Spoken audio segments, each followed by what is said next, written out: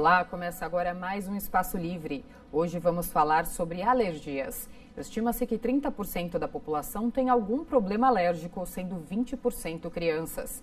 Nosso convidado de hoje é o Dr. Antônio Carlos Pastorino, coordenador do Departamento Científico de Alergia na Infância e na Adolescência da Associação Brasileira de Alergia e Imunologia.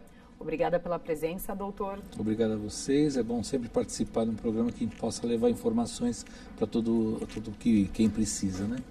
Doutor, quais são os tipos de alergia, mais comuns em crianças e adolescentes, já que de 30%, 20% são crianças? Isso mesmo. Eu acho que assim, nós temos um grande boom de epidemias praticamente de alergia nos últimos anos, né? Na década de 80 a gente teve epidemias de asma e alergia, rinite, e hoje a gente tem mais alergia alimentar, que são os assuntos que talvez a gente vá acabar falando aqui mais, né? Mas com certeza a asma e rinite são grandes doenças, né, que a gente vê na infância, e a alergia alimentar também. Um outro aspecto que a gente talvez não aborde tanto é a dermatite atópica, que é a expressão da alergia na pele. Então nós temos esses 3 ou 4 grandes grupos, né? Respiratórios com asma e rinite, pele com dermatite atópica e alimentar, né, com alergia alimentar, que são talvez os que mais predominam assim na infância, né? E o que muda no caso dos adultos? O que vai acontecendo, tem uma coisa interessante que eu sempre comento quando a gente vai participar de algum programa, né? É que existe uma certa evolução das doenças alérgicas. A gente chama isso a marcha atópica, né? O que a gente denomina como marcha atópica é essa evolução das doenças alérgicas da infância, que começam com a pele e o intestino, né? Com a alergia alimentar. Depois vai para respiratório e vão sumindo, talvez no amadurecimento do adulto, né, essas doenças mais comuns do intestino e da pele, e vão sobrando ou asma ou rinite. Então, se eu for considerar o adulto, tem muito mais rinite do que na criança. E o que sobra, vamos dizer assim, né? E dermatite é um pouco menos, alergia alimentar um pouco menos. Então, a infância é um momento que a gente tem mais alergias mesmo, e em geral tende a dar uma evolução para redução um pouquinho dessas alergias, né? Os maus hábitos, na infância e na juventude, eles acabam influenciando no aparecimento de alergias? É uma pergunta interessante, porque a gente sempre acha que a alergia é uma coisa genética puramente, né? É lógico que pai e mãe alérgicos predispõem cada vez mais os seus filhos a ser alérgicos também. A gente sabe que dobra ou triplica a chance de eu ser alérgico se o meu pai e minha mãe também são alérgicos. Isso é uma verdade. Agora, não é só isso que aconteceu quando a gente vê a epidemia que está ocorrendo no mundo inteiro. Devem ter alguns fatores externos, não só a genética, que influenciam esse aumento epidêmico dessas doenças alérgicas. Então, o ambiente faz a diferença. É lógico, se eu estiver num ambiente cheio de ácaros, um ambiente cheio de poluentes, um ambiente onde os pais são fumantes, tudo isso irrita ou favorece animais variados, né, podem acabar influenciando esse aumento da expressão da alergia. Então, não basta só a genética, é a genética e o meio ambiente. Isso a gente chama de epigenética, né? É o quanto o ambiente tem influenciado. E o nosso mundo não está vivendo uma fase muito boa, né? A gente está tendo tantos problemas que provavelmente isso tem influenciado demais o aumento das alergias. Então, nós podemos dizer que o estilo de vida, é um dos principais fatores que Com provocam certeza. As alergias. Alguns trabalhos fora do Brasil são bem pontuados que quem vive próximo de um parque ou de uma área verde ou de um lugar mais aberto, menos poluído, ou fora de estradas, fora de grandes vias de circulação de caminhões, etc., pode ter menos alergia sim.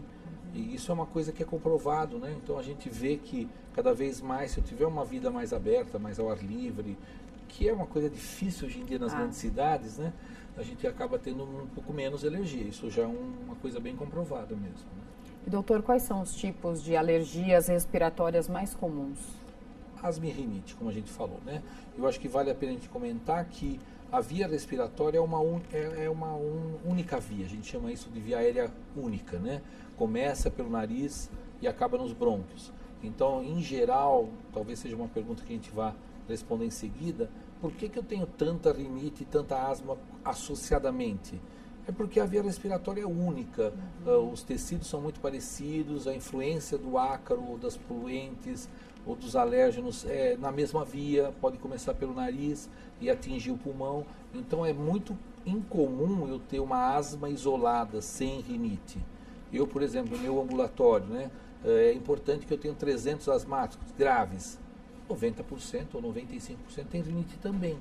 Então é difícil eu pensar numa via aérea que só pensa no pulmão. Não, eu tenho que pensar no nariz e no pulmão. E o tratamento tem que ser conjunto. Não posso tratar apenas o nariz, apenas o pulmão, a asma. Então as duas coisas devem ser interligadas e tratadas adequadamente. O doutor, dados das SBA indicam que a asma atinge de 10 a 25%, né, da população brasileira. Como que é feito o diagnóstico da asma? Esses estudos epidemiológicos que a gente acabou coordenando, né, alguns aqui pelas SBA mesmo, né, em vários lugares do Brasil, mostram exatamente esse grande número de pacientes que têm asma, né? E o diagnóstico, às vezes, é mais clínico do que laboratorial. A asma é uma doença em que você fala para o indivíduo que ele tem crises de chiado no peito, bronquite. Se confunde um pouco o nome bronquite com asma, mas na realidade a gente deve comentar mesmo como sendo asmáticos, né? E você acaba tendo chiados que melhoram espontaneamente ou com remédios, broncodilatadores, alguns outros remédios, né? Que vão e voltam e que persistem, né? Na criança pequenininha é mais difícil fazer esse diagnóstico, mas na criança que depois dos 6 anos vem tendo crises que vão e voltam, precisam de broncodilatador, melhoram e voltam, o nariz coça, espirra, a pele é uma pele da dermatite, quer dizer, se juntar essas 3 diagnósticos numa mesma criança, dificilmente você vai ter um outro diagnóstico clínico. Tudo bem, eu preciso de alguns exames laboratoriais, eu preciso de uma prova de função pulmonar, outros exames alérgicos, mas a clínica muitas vezes é mais do que razoável, o suficiente para você dar um diagnóstico presuntivo, pelo menos de asma e rinite, tá? No caso das crianças, né, quais são as principais queixas dos pais que levam os filhos às consultas? Falta de ar, especialmente na alergia, né? Falta de ar, tosse, que é uma coisa muito importante, dificilmente uma criança que tem asma não tem tosse. Tosse, falta de ar, ela sente o piado, o chiado no pulmão, o nariz escorrendo toda hora, independente de ter gripe ou não, né? Se confunde muito o que é uma gripe e o que é uma rinite. Muitas vezes se faz diagnóstico de gripe e na realidade é uma rinite que não está sendo tratada, isso é uma coisa importante. Então, obstrução nasal, nariz escorrendo, espirros, coceira, tosse, chiado, são as coisas respiratórias que mais chamam a atenção. E tosse. Tosse é uma das coisas que mais tem vindo ao pronto-socorro, né? E se a gente não pensa em asma, a gente às vezes pode errar o diagnóstico, né? Doutor, o senhor já falou, né, que os maus hábitos, eles influenciam no aparecimento de alergias também e o ambiente. E no caso das pessoas que têm animais de estimação, por exemplo, cachorro, gato e tem uma rinite, tem muita gente que acaba se adaptando, né? Como que isso funciona? Ela passa mal durante um tempo e depois ela consegue conviver numa boa com o animal? Existem algumas teorias um pouco diferentes hoje, né? Na realidade, sempre a gente achou que o animal fazia mal, né? Não é bem assim, né? O contato constante com determinadas substâncias alérgenas, que sejam o pelo de animais, a saliva, etc., nem sempre provocam alergia a ponto de eu precisar separar a criança ou adolescente do animal, que também é o lado do estresse, né? Que também pode acabar interferindo um pouquinho nessa situação. Mas alguns pacientes nitidamente têm essa história. Eu entro em contato com um ambiente onde tem um cão ou um gato, eu pioro, entro em crise, começo a respirar mal, tuço, o nariz se escorre. E essas crianças, mesmo que eu não faça exames, a história é tão nítida, tão clara, que o afastamento parece ser benéfico mesmo, né? Agora, tem algumas crianças que hoje a gente percebe que se conviverem com eles desde a primeira infância, lá no lactente, jovem, né? Talvez eles tenham até menos alergia no futuro. Então, esse contato prévio pode preparar o meu organismo para tentar ser mais tolerante, assim, mais resistente a esse tipo de problema. Agora, quem é alérgico, se tornou alérgico, dificilmente com o tempo, espontaneamente, ele consiga fazer isso. Talvez eu precise fazer uma indução de tolerância, ou com vacinas alérgicas, alguma forma assim, tá? Mas assim, é comum que tenha grupos de pacientes que são mais sensíveis, e aí vale a pena você fazer essa retirada do ambiente, e outros que não precisariam, que até se beneficiaram na infância precoce do contato com esses animais, né? Falei isso porque eu sempre tive alergia a animais. Hoje em dia eu tenho um gato, sempre fui extremamente alérgica a gato. Pelo de gato não conseguia respirar e convivo numa boa. Depois de um tempo eu acabei acostumando. O organismo acostuma na fase adulta. Na realidade a gente se transforma, vamos dizer assim, a gente muda um pouco a nossa forma de responder imunologicamente a esse contato, né? Então, a mesma coisa com alimentos. A alergia alimentar é uma coisa frequente que depois de alguns anos você se torna tolerante, vamos dizer assim, né? Alguns não se tornam, né? Amendoim, alguns alimentos são mais graves, né? Mas uma boa parte acontece isso, o contato constante, isso que as vacinas alérgicas às vezes promovem, esse contato constante em doses adequadas para você novamente encontrando o alérgeno, não tem as mesmas respostas que a gente tem quando é menor ou quando está em crise, né? O senhor citou o estresse. Existe alguma comprovação que o estresse ele acaba causando alergia? Hoje em dia como a gente estuda muito imunologia também, né? Sem dúvida o estresse, ele é um depressor da nossa imunidade, ele muda a nossa imunidade.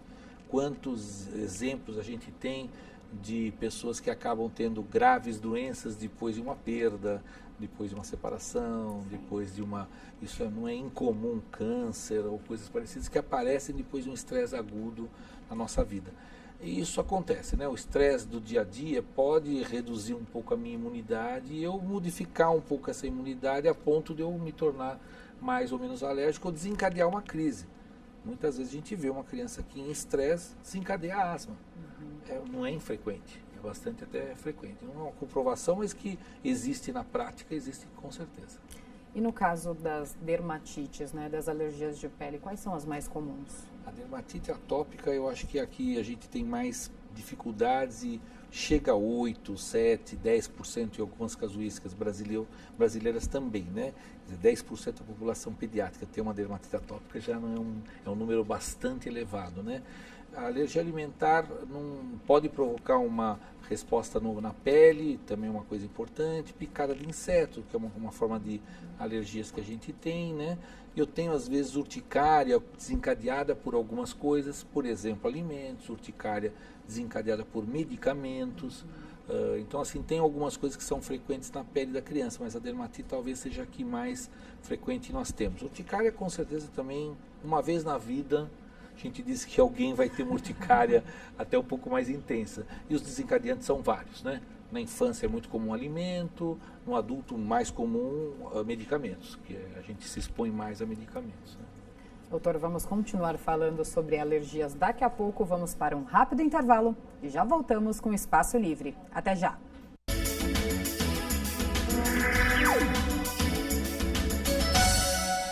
De volta com o Espaço Livre, hoje falando sobre alergias. Nosso convidado é o Dr. Antônio Carlos Pastorino, coordenador do Departamento Científico de Alergia na Infância e na Adolescência da ASBAI. Doutor, como que é feito, né, o diagnóstico das alergias? Quais são os principais exames, né, que podem detectar? Então, acho que primeiro vale a pena a gente comentar de cara, assim, de princípio, que a história é fundamental, né? Eu não tenho que pensar que sem uma história eu consiga pensar pelo menos a possibilidade de um alérgeno, né? Então a história é fundamental, perder um pouco de tempo numa história bem detalhada, em que você tem exposição a determinados alérgenos, tem alguma coisa de sintomas, tira o alérgeno, ele melhora, volta a entrar em contato, volta a ter os mesmos sintomas, isso é bastante sugestivo de um quadro alérgico. E com isso eu determino alguns alérgenos que podem ser importantes eu detectar, seja em testes de pele, a gente chama isso de prick test, é um teste epicutâneo superficial, que pode ser feito no consultório de muitos alergistas, né? Seja exames de sangue, em que eu peço novamente a pesquisa do alérgeno que eu tenho em mente, né, ou o mais provável, para saber se ele realmente está aumentado e tem a ver com o quadro clínico. Eu sempre volto a frisar que eu fazer exames sem nenhuma justificativa ou sem nenhuma história clínica, eu posso ter exames positivos e eles não terem absolutamente nada a ver com a doença. Então tem que tomar um pouco de cuidado e não fazer exames sem nenhum conhecimento, sem nenhuma, pelo menos presunção de qual é o alérgeno, né? Então fazer exames, eu posso sensibilizar por algum alérgeno, não necessariamente ele ser a causador da doença. Por isso que é importante uma história bem feita e exame clínico, né? Tem o chiado, o pulmão está chiando, tem o nariz que está com lesões importantes, tem hiperemia, palidez da mucosa, quer dizer, o exame clínico também é super importante, na pele, tudo é importante, né? O exame de sangue ele é tão eficaz quanto o exame de contato? Sim, na realidade o exame de contato é um termo que a gente tem que tomar um pouco de cuidado, porque não é bem exame de contato. O teste de contato, ele é muito mais para substâncias químicas. Então a gente usa muito mais isso para o adolescente, o adulto que começa a usar ou entrar em contato com substâncias químicas, né? Então aquele teste de contato que a gente usa, a gente chama isso de PET test, que a gente usa nas costas, eventualmente para você fazer depois de 24, 48, 72 horas. O que a gente está falando em termos alérgicos, onde a gente vai pesquisar a IgE específica, é aquele teste da pele, que a gente faz no antebraço, que é de leitura rápida, 20 minutos. Ele é tão bom quanto o teste de sangue. O que acontece é que às vezes eu não tenho extrato para todos os alérgenos. E às vezes o sangue pode me dar extratos que eu consigo, né, alérgenos que eu não consiga fazer no prick test. E outra coisa que às vezes a gente precisa fazer é um teste, por exemplo, com alimentos, em que eu faço o teste com o próprio alimento in natura. Então eu faço o que a gente chama de prick to prick.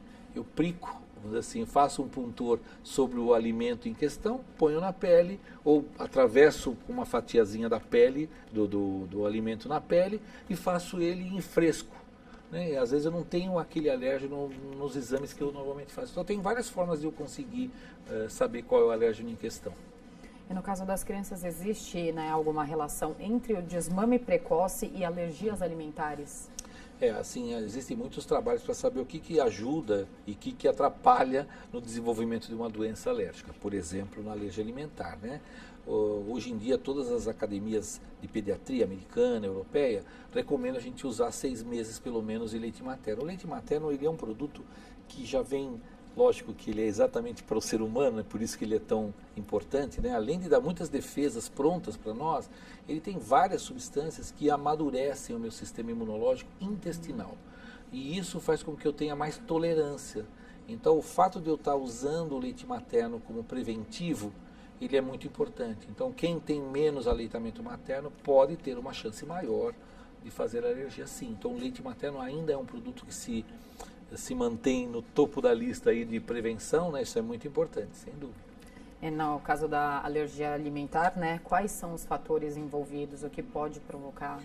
Lógico que o alimento que você está comendo, ele pode ser mais ou menos alergênico. Então, a própria proteína que você está ingerindo, ela tem propriedades intrínsecas que são mais ou menos alergênicas. Vamos pensar assim, quais são os alimentos mais alergênicos para uma criança e para um adulto? Leite, ovos, e principalmente a clara do ovo, algumas frutas, peixes, mas amendoim, peixes são mais comuns nos adultos do que nas crianças, e o leite e os ovos mais na criança do que no adulto. Então eu tenho faixas, né, de etária onde que primeiro a exposição, né, também. É lógico, se você tiver uma população que nunca comeu amendoim, a taxa de porcentagem de prevalência de amendoim vai ser menor. Vá para os Estados Unidos, onde a taxa é imensa de amendoim, com graves crises, com anafilaxia e tudo, eles se expõem rapidamente e intensamente.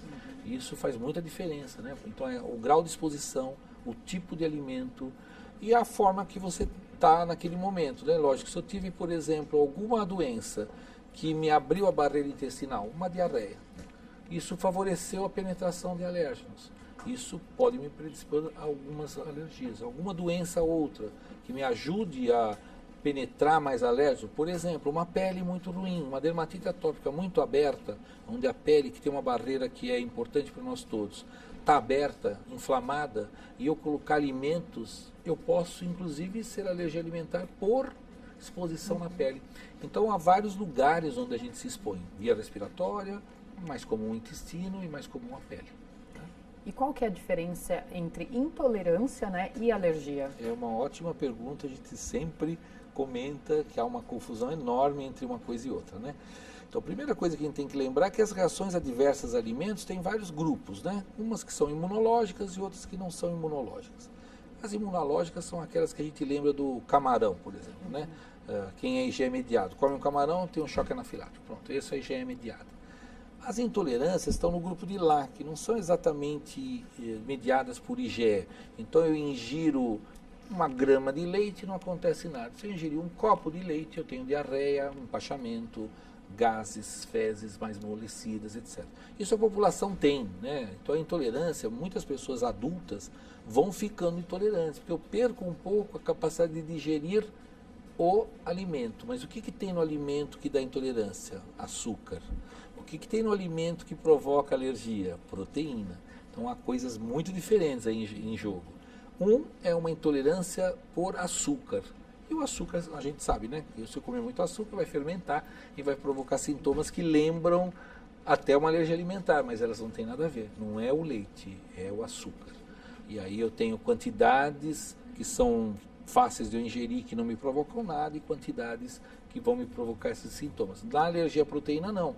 Uma vez que eu seja alérgico àquela proteína, um grão ou 20 grãos vão me dar um choque anafilático, por exemplo, né? Então são diferenças bem importantes, tá? E no caso do glúten, né, ele está presente na grande maioria dos alimentos, sim, principalmente nos industrializados, né? Uhum. E eles deveriam ser cortados da alimentação. Como que é esse processo de adaptação, principalmente para criança e adolescente? Criança adora comer uma bolacha, um salgadinho, muitos alimentos industrializados que têm glúten que não fazem tão bem à saúde. Vamos também colocar um ponto importante aqui, que não é porque eu tenho intolerância ao glúten que eu preciso excluí-lo da dieta de toda a população, né? Eu acho que assim há uma tendência hoje de se fazer umas dietas meio alternativas, sem glúten, que a sem gente lactose, que a gente, né, não concorda muito, né? Na realidade, imunologicamente falando, eu sou capaz de comer glúten e não me provocar grandes problemas, tá? Quem é intolerante ao glúten tem uma doença celíaca. Essa doença, uma vez diagnosticada, que tem alguns exames específicos para isso, aí você deve evitar claramente o glúten, né? Agora, não é toda a população que precisa, então não precisaríamos fazer uma dieta restritiva de antemão em quem não tem sintomas ou não tem um diagnóstico de doença derivada do glúten. Tá? Então, assim, a gente não compartilha dessa ideia de que eu preventivamente vá fazer uma dieta sem glúten para todo mundo, não. É a mesma coisa de tirar o leite, né? Se o leite é o alimento mais importante, eu vou tirar necessariamente leite de todo mundo? Uma criança precisa de leite, sim, ela precisa de cálcio, ela precisa do desenvolvimento adequado que o leite proporciona, leite materno de preferência. Se nós não temos essa possibilidade, vamos no leite melhor possível das fórmulas, né? E doutor, quais são os principais alimentos, né, causadores de alergia? Então eu comentei um pouquinho anteriormente, mas na criança, sem dúvida, o leite de vaca, né? E os que são animais parecidos, né? Não é porque eu tenho leite de vaca eu posso usar leite de cabra, que é uma outra pergunta que sempre cabe. Não, eles são muito parecidos, são da mesma família de animais, é um e outro a mesma coisa. Leite de vaca, a clara do ovo, que é claramente importante, é clara. Depois tem as sementes, né? Então amendoim, os nuts, etc. Vários, que a gente também está cada vez mais exposto. Sim. A gente não tinha na infância pães cheios de nuts e sementes que fazem parte agora da dieta e cada vez mais provavelmente a gente vai achar alérgenos. Depois tem os peixes, né, que eu acho que vale a pena, camarão e crustáceos, soja um pouco menos, a gente se expõe muito à soja. A gente não tem uma grave quantidade de gente alérgica à soja, porque também a soja é exposta em grande quantidade dos alimentos, né, transgênico ou não merece aqui muito comentário, mas a soja também é um outro produto importante. Então, leite, ovos, nuts, peixes, camarão, acho que são importantes. No adulto entra mais os peixes, os crustáceos e especialmente os nuts, né, que é a área, o momento que a gente tem mais contato.